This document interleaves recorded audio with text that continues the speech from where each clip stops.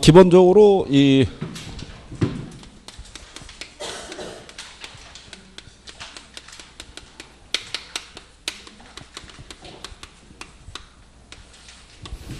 자, 요거는 이제 가격 탄력성이니까요. 가격이 1% 변할 때 수혜량이 몇 프로의 크기로 변하는지를 가지고 탄력적 또는 비탄력적을 우리가 이제 측정을 하죠. 그렇죠? 그럴 때 만약에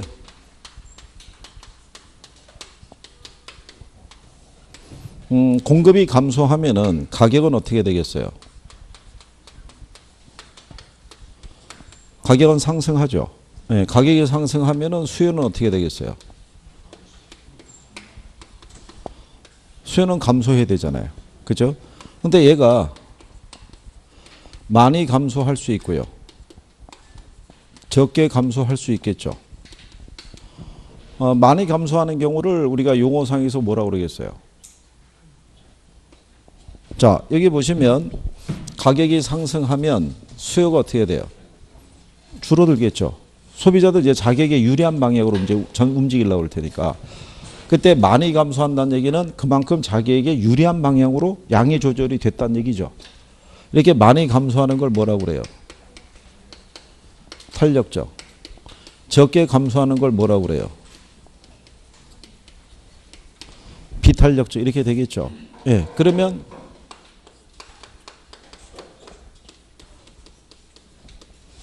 가격은 어떻게 되겠어요? 얘는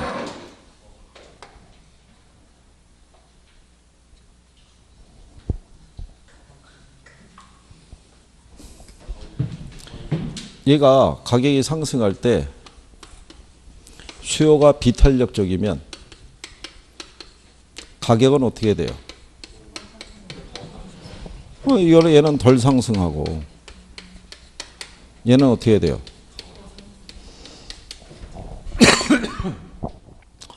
그러면 얘가 비탄력적인 반응을 보인다는 얘기는 무슨 얘기겠어요?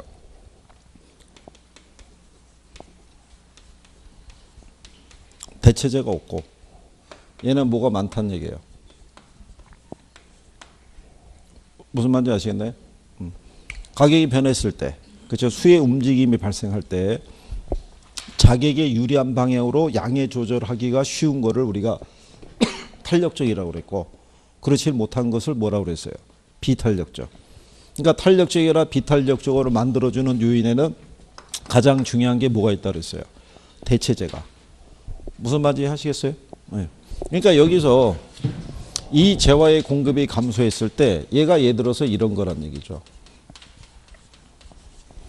필수제 있죠. 된장이나 고추장이나 간장 같은 애들은 가격이 오르더라도 우리가 소비하는 양을 많이 줄일 수가 없어요. 그럼 그럴 때 우리가 나타나는 반응이 뭐예요? 비탄력적이죠. 그러면 당연히 소비의 움직임에 대해서 적게 나타나니까. 그러니까 예를 들어서 이렇다는 얘기죠. 얘가 균형이 100개였는데 여기서 공급이 줄었어요. 80으로. 그죠? 균형 상태에서. 그러면은 이게 줄서 가격이 상승하게 되면 얘도 줄어야 되는데 얘는 대체제가 많으니까 거의 얼마까지 줄었냐면은 한 85까지 줄어드는 거예요. 근데 얘는 대체제가 없으니까 많이 못 줄어들고 95만 줄어들겠죠.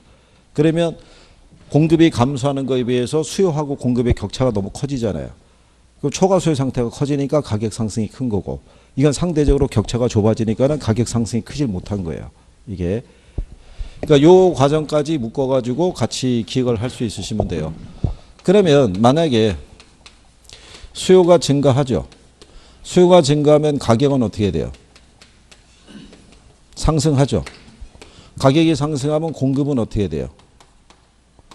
증가해야겠죠. 증가할 때 얘가 많이 증가할 수도 있고 적게 증가할 수도 있죠. 그렇죠? 많이 증가하는 걸 뭐라고 그래요? 탄력적. 적게 증가하는 걸 비탄력적이죠. 그러면 가격은 어떻게 돼요? 덜 상승하고, 적게 증가하면 가격은 어떻게 돼요? 더 상승하겠죠. 그렇죠? 그러면 이유가 뭐겠어요? 이런 반응을 나타낼 때. 얘는 생산에 소요되는 기간이 짧아요. 그렇기 때문에 수요가 늘어났을 때 공급도 많이 늘릴 수 있어요. 그런데 얘는 수요가 늘어나는 거에 의해서 공급을 늘리기까지는 시간이 많이 필요한 거예요. 그러니까 생산에 소요되는 기간이 긴 애들이 있죠. 그러니까 가령 예를 들어서 이런 애들. 배추, 부동산. 우리가 땅 팠다고 해서 바로 집이 만들어지는 건 아니잖아요. 무슨 말인지 아시겠나요? 그래서 가격 변화는 항상 어떨 때가 큰 거예요. 비탄력적일 때 큰 거예요. 기억하시나요? 양의 변화는 어떨 때가 크고 탄력적일 때가 크고. 요거는 이제 기본적으로 해서 요거 정리해 두시고, 그 다음에 우리가 요거 해드린 거 아시죠? 완전 비탄력적이면 뭐가 불변이다? 양이 불변이에요. 그죠? 근데 뭐는 변할 수 있다? 가격은 변할 수 있는 거예요. 그러니까 가령 예를 들어서 공급이 이렇게 완전 비탄력적일 때, 이 상태에서 만약에 수요가 이렇게 증가하게 되면요, 뭐는 상승해요. 가격은 상승하는데 뭐는 불변이에요. 양은 불변인 거예요. 근데 반대로 완전 탄력적이면 뭐가 불변이라고 그랬어요. 가격이 불변이라고 그랬어요. 이렇게 가격 축에서 뻗어나니까. 그러니까 이 상태에서 만약에 수요가 이렇게 있다라고 가정할 때요. 이 상태에서 만약에 수요가 감소하게 되면 가격은 그대로인 상태에서 뭐는 변해요. 양은 변하는 거예요. 대신에 뭐가 불변이다? 가격이 불변이라는 거예요. 그래서 이 과정에 대해서는 가격 변화는 비탄력적일 때 큰 거예요. 양의 변화는 당연히 모일 때 크고 탄력적일 때 큰 거예요. 그거는 기억할 수 있으신가요? 그러면 요거를 여러분 시험상에서 잘 물어보는 거예요. 이거 하나로만 오지선다가 나올 수도 있고요. 지문 안에 끼어서 들어올 수가 있으니까 요거는 숙지가 분명히 되셔야 된다는 거. 그래서 거기 수요의 가격 탄력성 안에서 5개 완전 비탄력적서부터 완전 탄력적이 있죠. 그 용어 정도는 구별할 수 있으셔야 돼요. 여러분 시험에서 낸 거는 완전 탄력적하고 비탄력적 있죠. 예, 그거 두 가지는 시험에서 지문으로 이미 쓴 거예요. 그래서 표현에 대한 거는 정확하게 정리하셔야 되고, 수요의 탄력성에 영향을 주는 요인과 공급의 탄력성에 영향을 주는 요인이 있죠.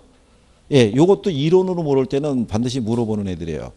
그래서 수요 측면에서는 대체제의 존재가 가장 일단 중요해요. 그리고 수요하고 공급의 공통적인 것 중에 하나가 뭐냐면 기간이에요. 그죠? 예, 단기는 둘 다 어떻게 돼요? 비탄력이고, 장기는 둘 다 어떻게 돼요? 탄력적이 된다는 거. 무슨 말인지 아시겠나요? 네. 그것도 같이 기억을 해 주셔야 돼요. 그래서 수요의 탄력성에서도 동그라미 3번에 보면 기간의 차이라고 돼 있죠. 그럼 단기는 비탄력이고 장기는 어떻다는 얘기예요? 탄력적이고, 공급에서도 기간의 장단이라고 돼 있을 때, 자, 단기는 공급을 많이 못 늘린다는 얘기죠. 생산 기간이 짧아서 그냥 비탄력이고, 장기는 탄력적이 된다는 거.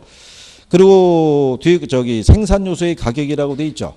공급을 증가시킬 때 생산 요소 가격의 상승이 커지면 공급은 비탄력적이 되는 거예요. 무슨 말인지 아시겠어요?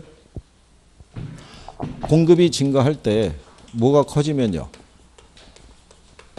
생산 요소 가격이 상승하게 되면 공급은 어떻게 된다는 거예요? 비탄력적. 그러니까 우리가 왜 냉장이나 냉동식품이 있잖아요. 걔들은 수요가 늘어난다고 해서 공급자들이 공급량을 많이 못 늘리죠. 왜냐하면 현재 자기들이 제품을 생산해서 보관할 수 있는 시설이 있죠. 이 한도 내에서만 생산을 하지 그 이상은 초과해서 생산 안 한다는 얘기죠. 더 많이 생산하게 되면 이 시설 하나 어떻게 돼요? 더 지어야 된다고요. 근데 수요라는 게 항상 폭발적으로 늘어난 건 아니잖아요. 일시적으로 늘어날 때도 있고 오히려 수요가 줄어들 때도 있는데 그거 확실하지 않는 상태에서 시설 투자를 할 수는 없어요. 그러니까 생산 요소 가격이 상승하게 되면 공급은 비탄력적이 된다는 거, 그거 기억하시면 되겠고, 그 다음에 이제 수요의 탄력성하고 전체 수익 관계를 보시면 임대인의 총 수익 관계 있죠. 그 우리가 이거 지난번에 이렇게 얘기했었죠. 민간 임대주택 시장을 보게 되면요, 임차자들은 대부분 수요 비탄력적으로 알려져 있어요. 그렇죠? 그래서 임대인들이 임대료라든가 보증금을 갖다가 인상을 시키면 여기 이 사람들은 이거를 그대로 받아들일 수밖에 없다라고 그랬었죠. 네, 그 왜 그렇게 받아들일 수밖에 없겠어요?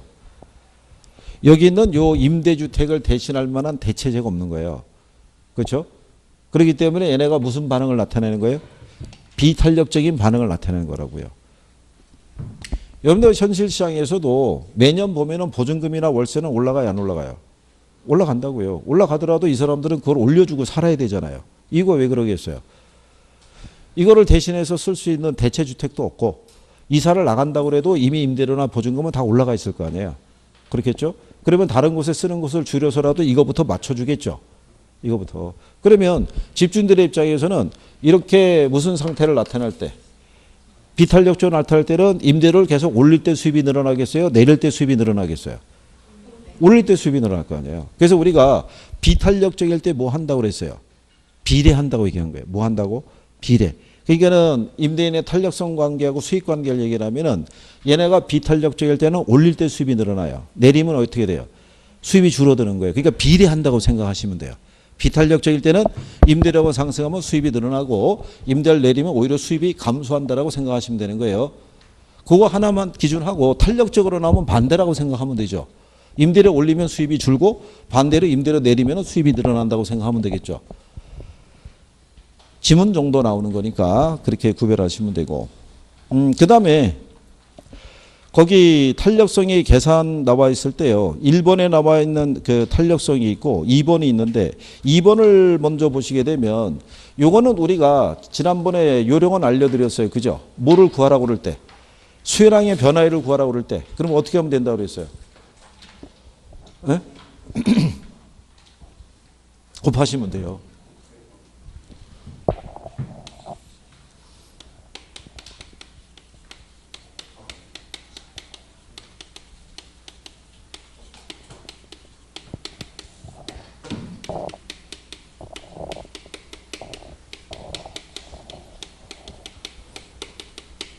여러분들 시험에서 낼 때는요. 이 분수식에서 3개의 변수가 있을 때 몇 개의 변수는 준다고 그랬어요. 2개의 변수는 줘요. 나머지 하나의 변수만 계산하는 건데 양을 계산할 때는 뭐 하면 돼요? 곱하시면 돼요. 그렇죠? 그래서 기본적으로 이거 하면은 더 힘드실까요? 여기 이렇게 돼 있으면요. 이거 곱하면 얘가 나오는 거예요. 그렇죠? 식을 할 때. 예, 그 다음에 반대로 얘를 뭐로 나누면 이걸로 나누면 얘가 나오는 거예요. 이거를. 그 다음에 여기에다가 얘 나누면은 뭐가 나와요? 이게 나오죠. 이게 이제 그 분수식의 기본적인 식이죠. 이건 다 쓰는 거죠. 가장 기본적인 거니까. 이거 갖다가 곱하기만 하시면 되는 거예요. 그러면 요대로 하게 되면은 가격 변화율에다가 뭐를 곱하면 가격 탄력성이 있죠. 이거 곱하면은 뭐가 나와요? 수혜량의 변화율이 나와요. 그죠? 근데 요거는 뭐하고 똑같아요? 소득의 변화율에다가 뭐를 곱하면 소득 탄력성을 곱하면은 수혜량의 변화율이 나오는 건 똑같은 거예요. 그러면 거기 문제 요건에서 보시면 가격 탄력성과 소득 탄력성이 각각 0.8하고 0.5라고 돼 있죠. 가격이 2% 상승하고 소득이 4% 증가할 때 전체 변화율을 물어봤죠. 그러면은 가격 탄력성에다가 가격 변화를 곱하시면 되고 소득 탄력성에다가 소득 변화를 곱하시면 돼요. 그러면 가격이 몇 프로 변하냐면 2%잖아요. 근데 가격 탄력성이 얼마예요? 찾으시면 0.8이잖아요. 그럼 걔네만 뽑아내가지고 2% 곱하기 얼마 하면 된다는 거예요. 그러면 28에 16이니까 1.6 나오겠죠. 그럼 1.6%가 늘었겠어요? 줄었겠어요? 이게 줄죠. 왜냐하면 가격 탄력성은 수요 법칙을 반영한 거잖아요. 가격과 수혜량이 무슨 관계? 반비례잖아요. 상승하면 이 탄력성의 수치만큼 변한다고요. 그러니까 얘가 상승하면은 요 탄력성의 수치만큼 얘가 줄어드는 거고 얘가 하락하면 요 탄력성의 수치만큼 얘가 늘어난다고요. 근데 지금은 얘가 2%가 뭐 했다고 그랬어요? 상승했으면은 요 크기만큼 얘가 줄어든다고요. 그럼 1.6%가 줄었고요. 소득은 지금 몇 프로가 늘었대요? 4%인데 얘가 얼마 줬어요? 그럼 4 곱하기 0.5면 몇 프로예요? 그럼 2%가 어떻게 돼요? 늘었다는 얘기잖아요. 그럼 얘가 왜 늘었냐면은 얘가 0보다 크잖아요. 0보다 크다라는 얘기는 정상제라고요. 그러니까 소득이 증가하면 소비가 어떻게 해야 돼요? 늘어날 거 아니에요. 그러면 2% 늘고 1.6% 줄었으면 차이가 얼마겠어요? 0.4 나오겠죠. 예, 그럼 얘가 답이죠. 그러니까 이런 배열로 여러분 시험에도 한번 출제한 적이 있죠. 그렇죠?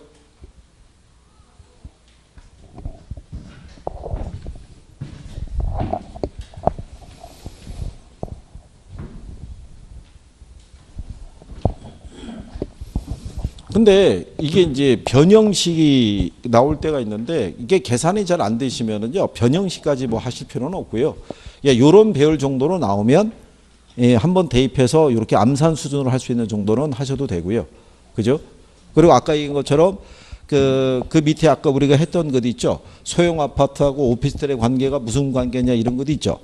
예, 그럴 때는 움직임이 같은 방향으로 가면 뭐라고 그랬어요? 대체제라고 얘기했어요. 그죠? 그래서 우리가 이렇게 얘기를 해요. 교차 탄력성을 보시게 되면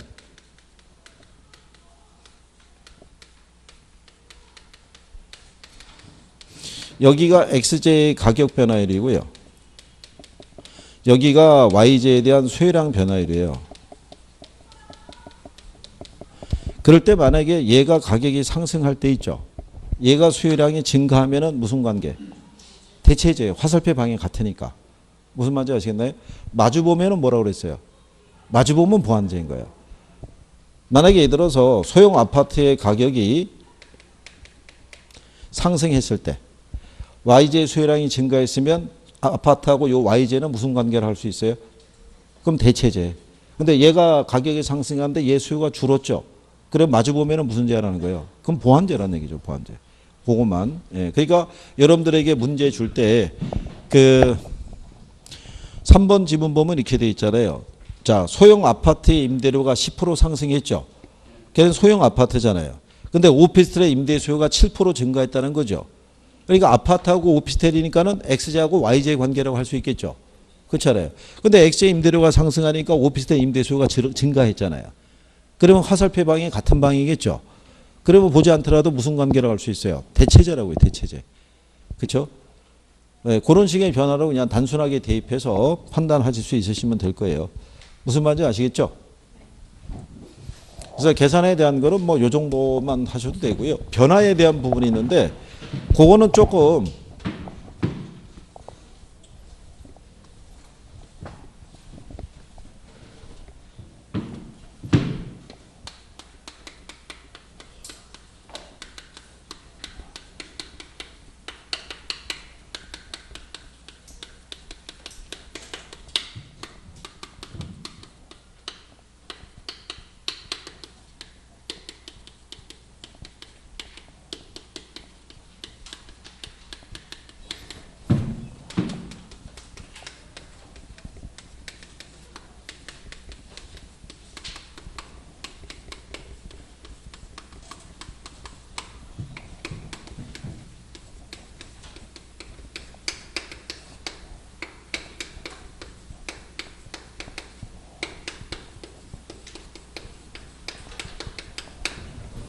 지금 여러분들에게 출제한 내용을 보면요. 첫 번째 동그라미 1번이 있죠. 아파트 공간에 대한 수의 임대료 탄력성이 0.8이고요. 소득 탄력성이 0.5라고 되어 있어요. 아파트 임대료가 10% 상승하였음에도 아파트 수요량은 2%가 증가했다는 얘기죠. 그렇다면 소득은 얼마나 변했느냐를 물어본 거예요. 그죠? 그럼 여기 일단 탄력성은 0.8하고 얼마를 줬어요? 0.5를 줬죠. 그죠? 근데 얘가 지금 몇 프로 상승했대요. 그러면 이 수요량은 어떻게 돼요? 8%가 줄었겠죠. 네, 근데 전체적으로 몇 프로가 늘어났대요? 2%가 늘어났다는 거예요. 그러면 이 소득은 얼마가 변했냐를 물어본 거예요. 그죠? 그렇잖아요? 그러면 얘가 8% 줄어들음에도 얘가 2% 늘었다는 얘기는 요거 두 개를 더해버리시면 얼마가 나오겠어요? 이게 10% 나온다고요. 여기서 10%가 늘었기 때문에 얘가 8%가 줄었어도 몇 프로 늘어난 효과가 나와요? 2%가. 그러니까 여기 나온 숫자를 그냥 더하시면 돼요. 그 다음에는 10을 뭐로 나누면 0.5 아까 우리가 계산할 때 그랬잖아요. 이거 계산할 때는 곱해서 올라가고 밑에 분모 계산할 때는 나눠서 내려오면 된다고 그랬죠. 그럼 10을 0.5로 나누면 얼마 나오겠어요? 20% 나오죠. 그죠? 그러면 소득은 몇 프로가? 20%가 증가한 걸로. 그죠? 그러면 작년에 여러분들에게 나왔던 게 6번 문제예요. 다세대 주택에 대한 교차 탄력성을 물어봤죠. 거기 보시면은 가구 소득이 몇 프로 상승했다고 그러냐면 10%가 상승하고요. 그 다음에 아파트 가격은 이거는 5%가 상승했다 이렇게 돼 있어요. 근데 여기서 문제 물어보는 거는요. 얘가 0.6을 줬어요. 근데 여기서 물어보는 건 이게 얼마냐를 물어본 거예요. 뭐가? 교차 탄력성이. 그죠? 그런데 얘가 이렇게 돼 있고 0.6인데 수요는 몇 프로가 증가했다고 돼 있냐면 8%가 증가했다고 그랬어요. 몇 프로가? 8%가. 그러면 얘가 10%고 0.6이면 얘가 몇 프로가 늘었겠어요? 6%가 늘었는데 8%가 늘었다고 그러잖아요. 그럼 나머지 2%가 어디서 나왔겠어요? 대체재 가격이 상승해서 여기서 수요량이 몇 프로가 늘었다는 거예요? 2%가. 그래서 전체적으로 몇 프로가 늘어난 거예요? 8%가. 그럼 5분의 2면 얼마 나오겠어요? 그럼 0.4죠. 작년 문제의 답이 이게 0.4였다고요. 그러니까 얘하고 구성에서 약간의 차이는 있죠. 근데 물어본 배열은 예전에는 가격하고 소득 탄력성의 관계를 물어봤고 작년 문제는 소득과 무슨 탄력성? 교차 탄력성에 대한 것을 출제를 한 거예요. 그러니까 이거는 약간 응용을 한 거죠. 변형을 한 거니까 여기까지 뭐 100% 해달라는 건 아니고요. 일단 이런 기본적인 것만 먼저 해주시면 되겠다 이거죠. 계산할 때 다 맞추면 좋은데 현실은 그렇지 않으니까요. 그죠? 그리고 이제 거기 양가로 6번에 보면 균형점의 이동과 탄력성에 대해서 정리해놨죠. 거기 보면은 수요와 공급이 변할 때 가격 변화율은 수요와 공급이 비탄력적일 때 크고 양의 변화율은 작다 이렇게 해놨잖아요. 그죠? 양가로 6번에 보시면 거기 정리 다 해드린 거예요. 그거 가지고 정리하시면 될 거예요. 그리고 수요와 공급의 가격 탄력성이 완전 탄력적일 때 수요와 공급이 변하면 균형 가격은 불변이지만 거래량은 증가 또는 뭐 할 수 있다. 감소할 수 있다 이런 얘기죠. 그러니까 완전 탄력적이면 가격은 불변이지만 양은 변할 수 있다는 걸 설명해 놓은 거예요. 숙지하시면 될 거고요. 그 다음에 옳은 것을 모두 고른 거 5번을 보시게 되면 자 수요가 증가할 때 공급이 비탄력적이죠. 그러면 가격은 어떻게 된다 그랬어요? 가격은 더 크게 상승하죠. 그렇죠? 자, 이게 알려준다고 그랬죠. 앞에서. 뭐가 증가하면요. 수요가 증가하면 가격 어떻게 돼요? 가격 상승할 거 아니에요. 근데 공급이 비탄력이면 이건 더 상승한다고요. 자, 그러면 수요가 감소하면 어떻게 돼요? 가격은 하락할 거 아니에요. 근데 공급이 비탄력이면 더 하락한다고요. 더. 그런 요령이라고요. 공급이 증가하면 가격은 어떻게 돼요? 하락하죠. 그때 수요가 비탄력이면 그건 더 하락한다고요. 더. 그러면 공급이 감소하면 가격은 어떻게 돼요? 상승할 거 아니에요. 그때 수요가 비탄력이면 더 상승한다고요. 그러니까 더 오르는지 내리는지 여부는 앞에서 얘들이 알려주는 거예요. 무슨 말인지 아시겠어요? 그러니까 여기서 수요가 증가하면 가격은 뭐 하는데? 상승하는데 공급이 비탄력적이면 더 상승한다 이런 얘기예요. 무슨 말인지 이해하시겠어요? 그러니까 단초는 가격이 오르느냐 내리냐 여부는 얘들이 알려주는 거예요. 그러니까 이 표현이 들어와요 안 들어와요? 들어온다고요. 그죠? 그러면 2번에 가면 수요가 증가할 때 공급 곡선이 탄력적일수록 가격은 더 크게 상승한다. 틀렸을 거 아니에요. 어떨 때 크게 상승한다 그랬어요? 비탄력적일 때. 탄력적인 게 틀렸잖아요. 그죠? 그 다음에 공급이 완전 탄력적일 때 있죠. 만약에 이렇게 완전 탄력적이라고 나오면요. 먼저 지문을 가격을 보는 거예요. 가격을. 완전 탄력적이면 뭐가 불변이에요? 가격이 불변인데 가격은 상승한다고 돼 있잖아요. 그러니까 얘는 틀린 거예요. 무슨 말인지 아시겠나요? 실전도 그렇게 줘요. 그 다음에 4번에 가면 수요가 가격에 대해서 완전 탄력적이라고 돼 있죠. 가격을 봤더니 가격은 변하지 않고라고 돼 있잖아요. 근데 공급이 증가하면 양은 늘어나겠죠. 그럼 얘는 맞는 편이겠죠. 그 다음에 3번에 보면 공급이 가격에 대해서 완전 비탄력적일 때 있죠. 수요가 증가하면 가격은 어떻게 돼요? 상승해야죠. 그러니까 얘는 틀린 거죠. 양은 변하지 않는 건 맞는데 4번에 가면 완전 비탄력적일 때 있죠. 근데 양도 증가한다니까 틀렸겠죠. 양은 변하지 않아야 되겠죠. 그 다음에 수요의 가격 탄력성이 완전 탄력적일 때 공급이 증가하면 임대료는 하락하지만 양은 변화가 없겠죠. 그러니까 맞는 표현이겠죠. 그죠? 요 지문을 지금 이렇게 한 5개 정도 있을 때 이걸 쭉 읽으면서 내가 맞다 틀리다가 판별이 바로 되시면 예, 그러면 문제를 다 풀 수 있는 거예요. 요게 5개는 거는 1분 안에 풀 수 있어야 될 거 아니에요. 보고. 그럼 1분 안에 풀 때 요령이 뭐냐면 완전 비탄력이라고 나오면 먼저 뭐를 가서 보는 거예요. 양을. 출제자들이 일부러 배열을 맞춰줘요. 근데 양이 만약에 변했다고 돼 있으면 얘는 틀린 거예요. 이거를 먼저 보고. 그 다음에 완전 탄력적이라고 나오면 뭐를 먼저 봐야 돼요. 가격을 봐야 돼요. 얘가 변한다면 얘는 틀린 거란 말이에요. 무슨 말인지 아시겠죠? 그래서 선택에 대한 부분이 조금 빠르게 갈 수 있어야 돼요.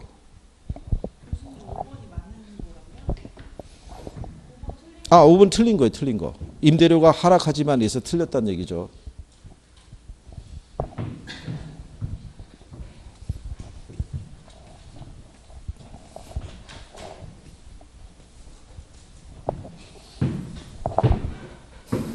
그래도 벌써 저기 시험장에 들어갈 때가 됐다는 얘기죠. 지금 뭐 얘기하고 있을 때 맞고 틀리고 얘기를 하잖아요. 그죠? 이게 연초만 같았으면 침묵으로 일관했을 텐데. 그 차례. 그러니까 많이 좋아진 거죠. 그죠? 이제 28일인가 남았죠. 저기 또 지워놨군요. 누군가가. 그 다음에 소득 탄력성하고 무슨 탄력성이 있어요? 교차 탄력성. 거기서 보면 소득이 변할 때 있죠. 수요가 전혀 변하지 않는 애를 뭐라고 그랬어요? 거기 중간재라고 해놨잖아요. 중간재라고. 정상재, 열등재 밑에 뭐라고 돼 있어요? 중간재. 주로 그런 애들 얘기했잖아요. 된장이나 고추장이나 간장 이런 애들이 중간재라고. 걔들 소득이 많아졌다고 그래서 걔들을 한 발씩 집어넣고 뭐 찌개거리거나 그러진 않는다고 그랬잖아요. 그죠? 이거 기억하죠?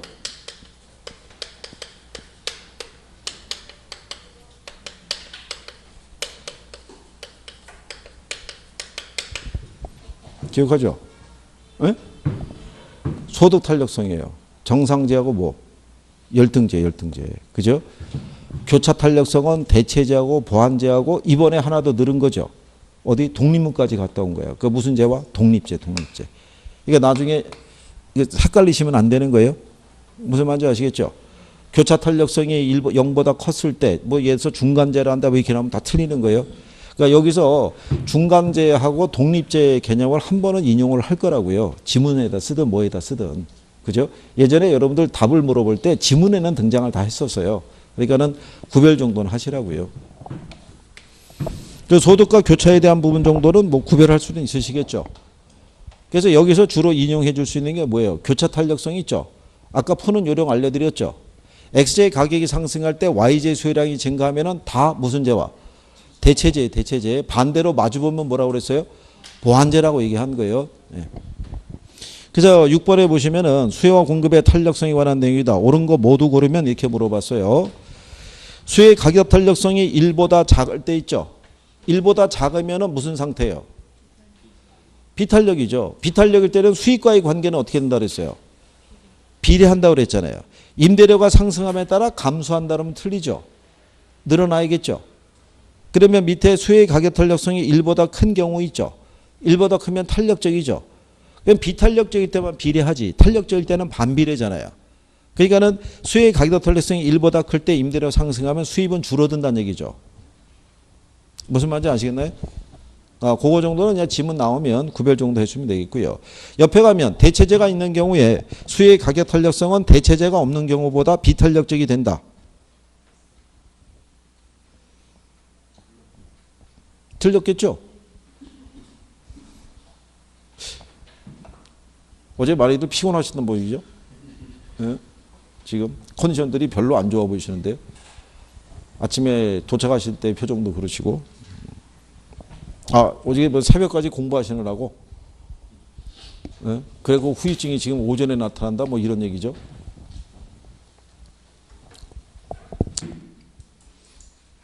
여기 있는 저기 그 내용에 대한 것만 정리를 다 할 수 있으면 60점이 안 나는 것도 그것도 이상한 거예요. 그거 이거 다 정리해 놓은 거라고 이거. 예?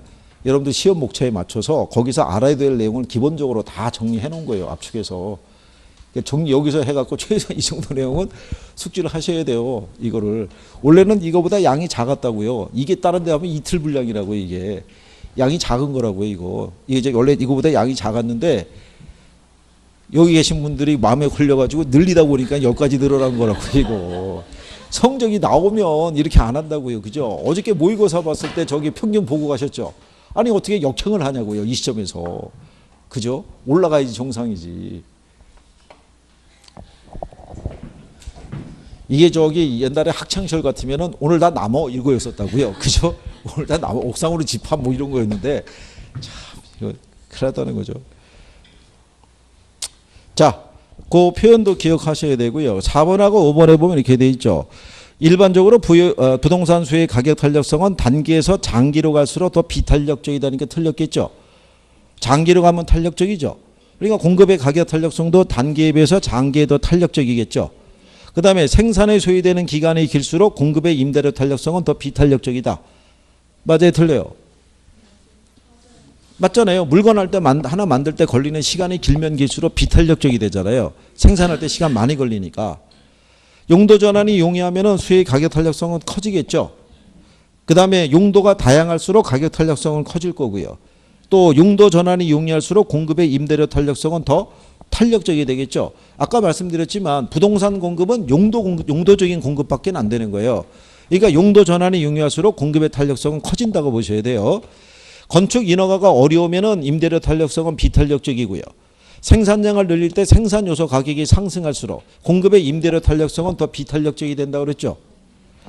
그 다음에 용도 변경을 제한하는 법규가 강화될수록 공급은 이전에 비해서 비탄력적이 되겠죠. 그러면 여기까지 끊어서 놓고 봤을 때 공급에서는 용도 전환이라든가 건축 인허가 이런 거 관계를 많이 내죠. 그러니까 그런 표현을 잘 구별을 하시면 돼요. 왜? 부동산이 용도적인 공급이라서 그래요. 그럼 용도 변경을 하기 위해서는 당연히 뭐를 받아야 돼요? 인허가를 받아야 된다고요. 그러니까 그 부분의 규제가 강화되면 공급은 비탄력적이 된다는 거. 그 다음에 13번에 가면은 수의 가격 탄력성이 비탄력적이라는 것은 가격의 변화에 비해서 수혜량의 변화율이 어떻다는 거예요. 작다 이런 얘기죠. 그 수의 가격 탄력성은 부동산을 지역별 용도별로 세분할 경우 달라질 수 있어요 없어요? 우리가 시장의 범위를 넓게 잡으면 비탄력적이 된다고 그랬죠. 세분하면 세분할수록 뭐가 된다? 탄력적이 된다라고 하는 거예요. 그 다음에 경기 변동에 가시면은 거기 간략하게 정리해 놨어요. 경기가 상승할 때는 누가 시장을 주도해요? 경기가 상승하면 매도자. 경기가 안 좋을 때는요. 그럼 매수자가. 그렇죠? 그래서 과거의 사례 가격을 비교하게 되면 상향 시장에서는 과거의 거래 사례 가격은 뭐가 된다고 했어요? 하한선. 하향에서는 뭐가 된다고 그랬어요? 상이 된다고 그랬죠? 예, 반대로 바뀌는 거. 예. 그 다음에 뒤로 넘어가시면은 거미집 이론이 있는데요.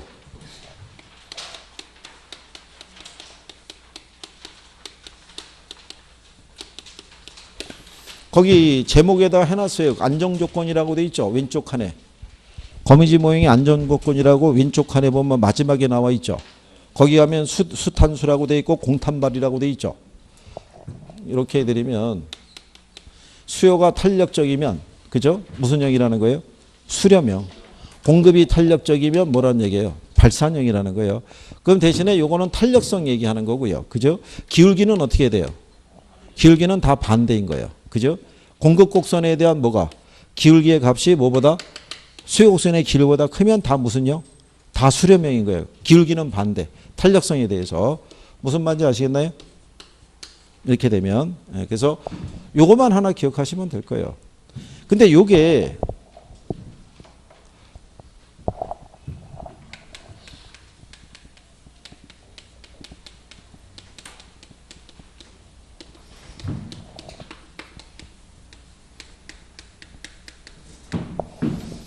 공급의 가격 탄력성이요. 수요의 가격 탄력성보다 적을 때 있죠.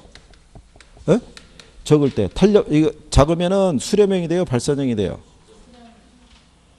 이거 작으면은 수렴형이 되는 거예요, 그죠? 그러니까 문맥의 배열을 바꿔버린 거예요. 이걸 저기 다른 데서 이거 시험 볼 때 이 지문을 썼더니 틀린 사람이 또 부지기수로 나오는 거예요. 왜냐하면 항상 뭐가 먼저 나왔는데 수요가 먼저 나왔는데 공급이 먼저 나오니까 또 틀리고 있는 거예요. 아주 그냥 뭐 수시로 쓰러뜨린 거죠, 선생을. 그러니까 그 정도 기억하시고요. 그 다음에 부동산 시장의 특성이라고 했을 때요. 이 특성 정도는 구별할 수 있으시죠? 이거는 뭐 별다르게 어려운 내용이 없으니까 그 정도는 뭐 여러분들이 구별하시면 되는데, 다만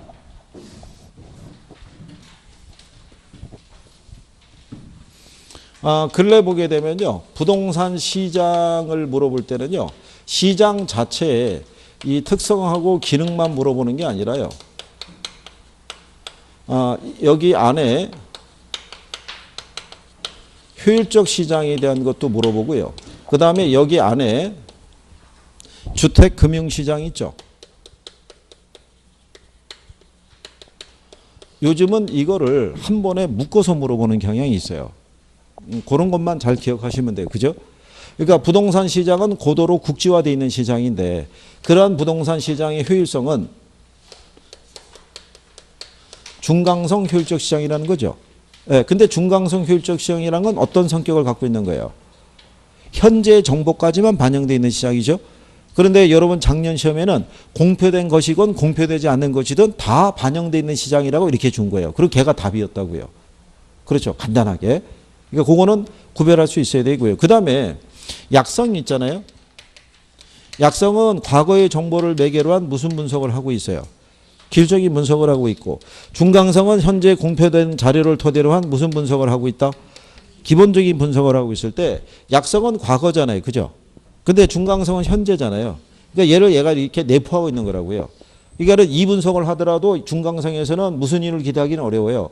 초과인을 얻을 수가 없는 거예요. 이거를 분석해도 역시 초과인은 얻을 수가 없는 거예요. 그죠? 얘 이상에서 초과인을 얻으려고 그러면 뭐가 매개가 돼야 돼요? 정보가 매개가 돼야 되는 거예요. 그래야지만 초과인을 얻을 수 있다 보시면 돼 있고, 주택금융시장을 가면은 1차 시장이 있고 2차 시장이 있죠. 1차 시장은 누구하고 누구 사이에 거래가 이루어지는 거예요? 자금 수요자하고 금융기관 사이에 거래가 이루어지는 시장이죠. 그래서 여기서 주택담보대출이 이루어지니까 주택담보대출 시장이라고 얘기하고요. 그죠? 2차 시장은 누구하고? 유동화 중개기관하고 누구 사이에? 투자자 사이에 거래가 이루어지는 시장이죠. 그래서 여기 있는 유동화 중개기관의 역할을 우리나라에서는 주택금융공사가 그 역할을 대신한다고 그랬죠. 그러니까 얘네는 1차 시장에 필요한 자금을 조달하기 위해서 보유하고 있는 저당 채권을 증권화해서 확보한 자금을 1차 시장에 공급해 주는 역할을 한다고 그랬어요. 그죠? 이거 물어볼 때 1차, 2차를 바꿔서 낸 적이 있어요. 출제할 때. 그러니까 요거 하나만 보지 말고 효율적 시장과 이거를 묶어서 생각을 해 주시는 게 더 나을 거란 얘기예요. 네, 그래서 그 다음에 옆에 주택시장 분석에 가게 되면요. 여과 적용이라고 돼 있죠. 상향 여과하고 하향 여과 정도는 구별 정도 하실 수 있으면 돼요. 그러면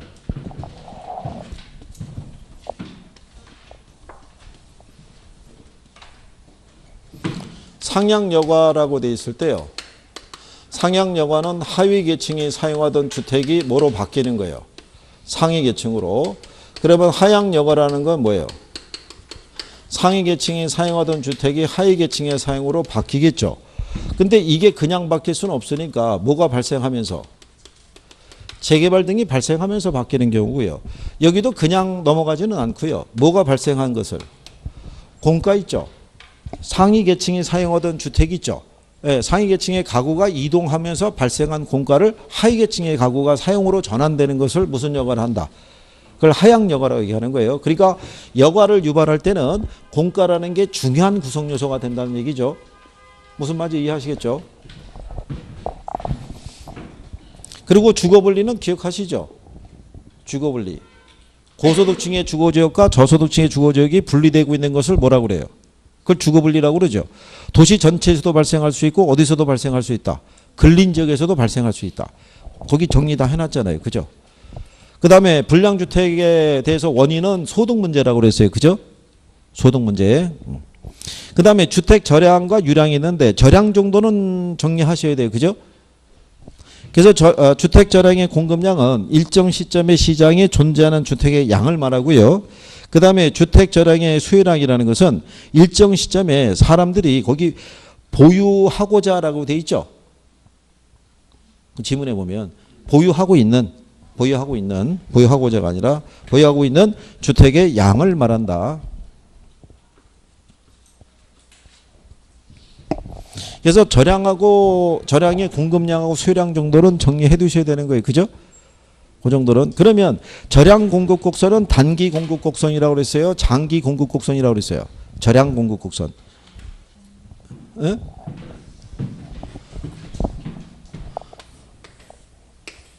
이게 수직선으로 가는 게 이게 단기 공급 곡선이고요. 이게 저량 공급 곡선이에요. 예, 일정 시점에 존재하는 주택의 양은 변화가 없죠. 그렇죠? 그래서 장기 공급 곡선은 이런 식으로 우상향하는 거예요. 그래서 이거는 무슨 공급 곡선? 유량 공급 곡선이라고 얘기를 했어요. 여기까지는 시험에 나온 거예요. 그러면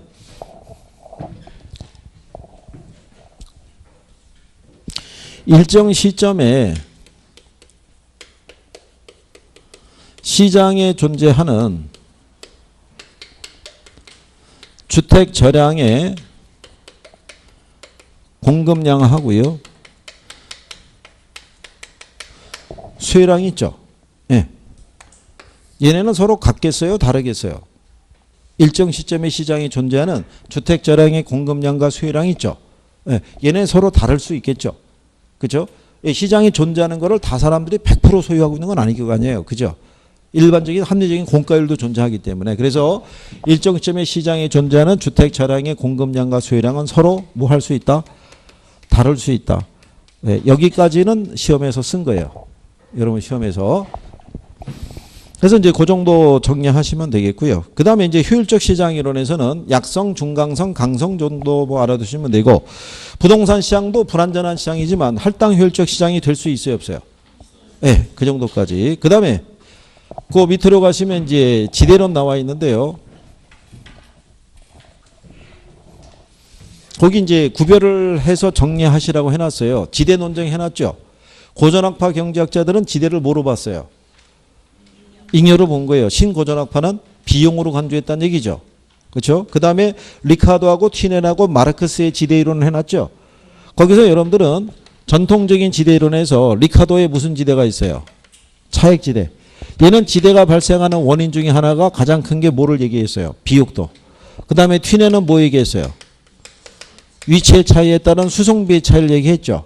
그 다음에 마르크스가 얘기한 지대 발생 요인에서 가장 대표적인 건 뭐예요?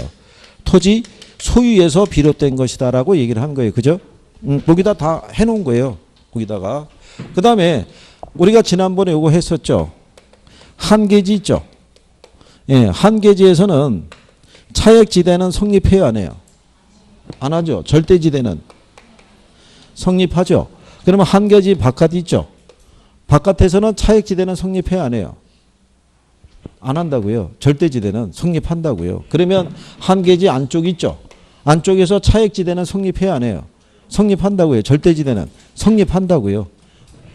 무슨 말인지 아시겠어요? 그러니까는 이 차익지대는 한계지 안쪽에서만 성립하는 거예요. 한계지를 기점으로는 차익지대는 성립하지 않지만 절대지대는 어디에서나 지대가 성립하는 개념인 거예요. 위치나 비옥도에 관계없이 발생하니까. 무슨 말인지 이해하시겠죠? 그 다음에 이제 그 입찰지대, 준지대, 경제지대 나와 있죠. 거기 기본적인 내용 정리해놨죠. 입찰지라는 것은 단위 면적의 토지에 대해서 토지용자가 지불하고자 하는 최대 금액으로 초과이윤이 0이 되는 수준의 지대를 얘기하는 거예요. 그 다음에 준지대라는 것은 인간에 의해서 만들어진 기계나 기구들로부터 발생하는 지대이기 때문에 단기에만 성립하지 장기에는 뭐 한다고 그랬어요? 소멸한다고 얘기한 거예요. 그리고 이제 이거 나중에 보게 되면요. 시험에서 이렇게도 준 적이 있어요.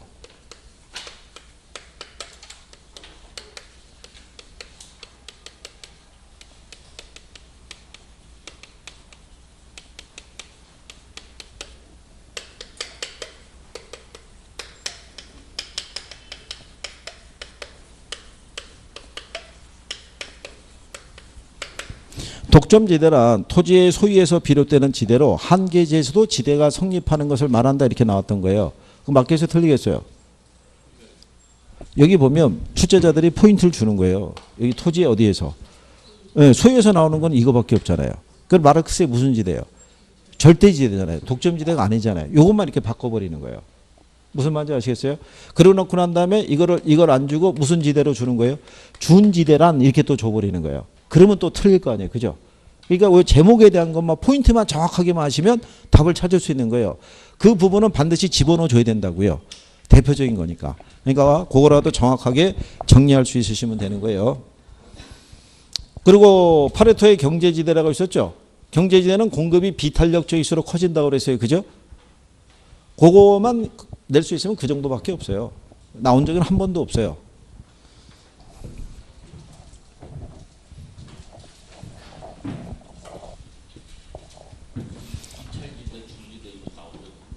이따 아니 뭐가 나온 적이 없냐면 거기 그 경제지대가 따로 나온 적이 없다고. 걔가 경제지대가 등장한 건요 지문으로만 4번에 무슨 지대? 경제지대 이렇게 한번 나온 것밖에 없어요. 따로 인용이 된 건 없어요. 따로. 자, 그 다음에 도시공간 구조 이론이 있을 때요. 버제스의 무슨 이론이 있어요? 그 다음에 호이트의 무슨 이론? 그 다음에 해리스하고 울만이 있죠. 여기에 다핵심 이론. 얘네들은 다 나왔어요. 버제스하고 뭐하고. 호이트는 나왔는데 얘들은 안 쓴 이유가 뭐냐면 이거는 맥킨지라는 사람이 주창을 했고 얘네가 또 발전을 시킨 거거든요. 그러니까 얘네 이름만 갖고 나오면 또 누가 시비 걸까 봐. 여기는 이름은 안 쓰고 그냥 무슨 이론으로 다핵심 이론으로. 그 여기는 동심원 이론이 있죠. 여기는 CBD 지역으로부터 점이지대, 그 다음에 저소득층, 그 다음에 고소득층, 그 다음에 통근자 지대로 이렇게 나가죠. 그래서 상대적으로 고소득층의 주거지역이 저소득층의 주거지역보다는 도시 외부에 위치하고 있다는 거. 도심에서 외곽으로 나갈수록 주거환경이 개선이 되니까 도시 문제가 감소한다는 거. 그리고 얘네들의 위치 있죠. 저소득층하고 뭐 점이지대 위치 이런 거 정도는 구별해 주면 될 거고. 호이트의 선역이론은 뭐를 중심으로 도시가 성장하는 거예요. 교통 노선을 따라서. 그래서 주택가격의 지불 능력이 도시 성장에 중요한 역할을 한다고 그랬죠. 그래서 도시가 팽창할 때는 교통의 발달과 더불어 모두 중요한 요소가 된다고 그랬어요. 소득의 증가. 이건 작년 시험에도 나온 거예요. 2번 나온 거예요. 도시가 성장하는 것은 교통의 발달에 기인한 것이지 소득의 증가하고는 관계가 없다 그러면 틀리는 거예요. 무슨 말인지 아시겠죠? 그래서 이게 도시가 팽창할 때는 원을 변형한 별모양으로 도시가 성장할 수 있다고 주장한 거예요. 그죠? 호이트 선형이론에서는 이걸 또 별모양으로 도시가 성장했다고 그랬더니 또 이걸 갖고 틀린 거예요. 왜? 이게 선자가 부채 선자니까 부채꼴 모양으로 성장한다고만 들었지 별모양으로 성장한 거 못 들었다는 거예요. 그것도 선생님 쓰러질 거 아니에요. 그죠? 아니 이게 도로가 뻗어지면 이게 여러 방향 이렇게 갈 거 아니에요. 그죠? 그러면은 이게 원을 변형한 별 모양으로 이렇게 도시가 성장할 거 아니에요. 그죠? 이렇게 같은 거라는 거. 그죠? 가끔 가다가 의표를 찌르는 대답을 하셔가지고 선생님 거의 쓰러진다는 얘기죠. 그죠? 선생도 이제는 웬만한 그 부분에는 상처받지 않는데 간혹 가다가 이거를 뛰어넘는 분들이 있어요. 그래서 그 정도는 이제 구별 잘 해두시고요. 그리고 다에게 발생하는 이유 정도는 이제 기본적으로 구별하시면 되겠고요. 그 다음에 그 2번에 가면 지대 및 도시구조 이론에 대한 내용이다. 옳은 거 모두 고르면 물어봤죠. 1번에 보면 마르크스는 지대는 토지 소유 관계와 지배 종속의 관계에서 발생하는 것이니까 한계지 바깥의 토지라 할지라도 지주가 요구하면 지대는 발생한다고 주장했다. 맞는 내용이잖아요. 그렇죠? 2번에 가면 리카도는 지대란 생산비에 해당하므로 한계지인 열등지를 기준으로 해서 그보다 생산력이 높은 토지에 대해서만 지대가 발생한다고 주장했다. 틀렸겠죠? 리카도는 지대를 뭐로 봤어요? 잉여로 봤죠. 잉여. 그렇게 지문이 들어올 때 틀리시면 안 되는 게요. 여러분 시험에서 이렇게 나온 거예요. 차액 지대설에서는 지대를 경제적 잉여가 아닌 생산비로 간주했다. 이렇게 준 거예요. 그럼 틀렸을 거 아니에요. 여기서는 지대를 리카도가 대표적인 고전학파 경제학자니까 지대를 뭐로 봤겠어요? 잉여로. 이게 그 문제의 답이었다고요. 틀린 거 고르라고 했을 때. 그러니까 이렇게 물어본다고요. 간단하게.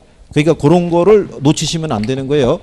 무슨 말인지 아시겠죠? 비옥도 이것만 물어보는 게 아니라 저 지대에 대한 논리에 대해서도 물어본다고요. 출제할 때.